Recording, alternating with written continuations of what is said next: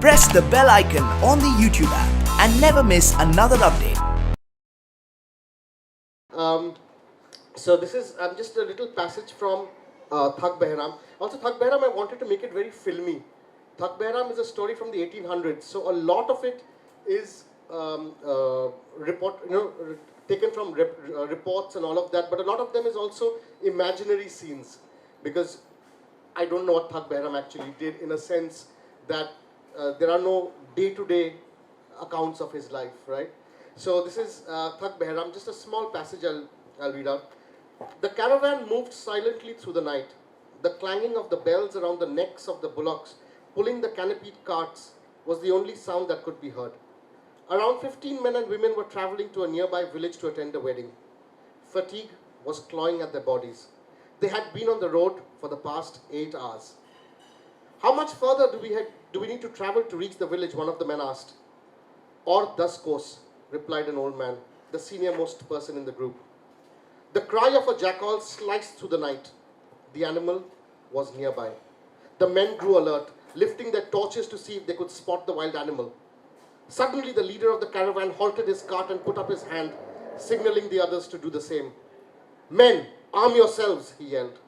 2 of the 7 men in the party pulled out daggers from their kamarbands. They were carrying these to protect themselves, having heard about a dangerous group of dacoits prowling in the area. But what they saw instead was one of the victims.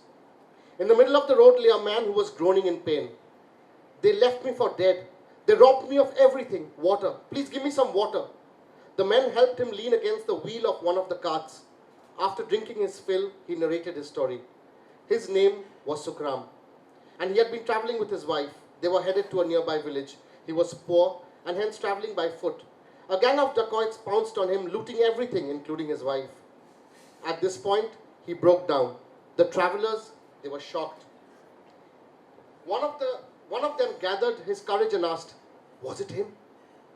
Sukram looked up and whispered, as if he were too afraid to even say the name out loud. Yes, it was him. Thak Behram. At the mention of the name, a shudder ran through the crowd. The women inside the caravan who had been eavesdropping began crying. How did you manage to live? He kills everyone, a young man asked. Sukram got up slowly and said, how can Behram kill his own self? He let out a scream of a jackal, and as he said this, out of the dark forest some fierce-looking men appeared. They were bearded and red-eyed. With a blood-curdling cry, they lunged at the travelers who were no match for the dacoits. Within minutes, a hush fell upon the caravans. So this, I tried to be as, visual as possible, and so. But what it left me as a reader when I was going through, through the book was. I was shit scared. Yeah. It just scared the daylights out of me. Like, it was like, you just took the bull by the horns and said, this is a parallel universe and they're out there. And this you need, was that conscious to shroud your reader with a pall of fear? If we call it a parallel universe, it's a mistake. It's our universe. Shit is in this world. We imagine we are living in an Enid Blyton, once upon a hillock there lived some elves and dwarves, and it's not. And they lived happily ever after. Yeah, they don't. It's a shitty world. It's a scary world. They're all around us, and I wanted the readers to realize that, and that's what Savdhan India has done, producing it for the last 7 years now. I realized that people seem to say, the bad always happens to other people. It can never happen to me, and that is completely a misnomer, because it can happen to you. And I really wanted to make the readers scared.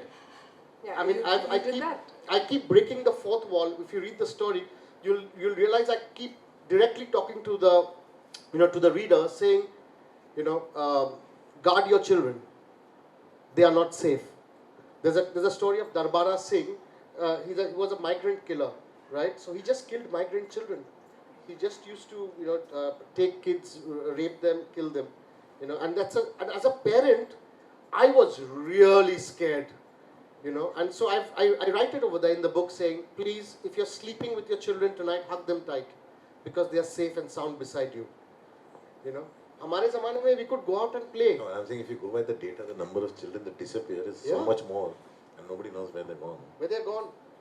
You know, हमारे time पे we used to go out and play in the gully and no one bothered. You know, we could just play. And now you can't even let your child out in the, you know, in the gully or in the compound. You don't know if they're going to come back or not.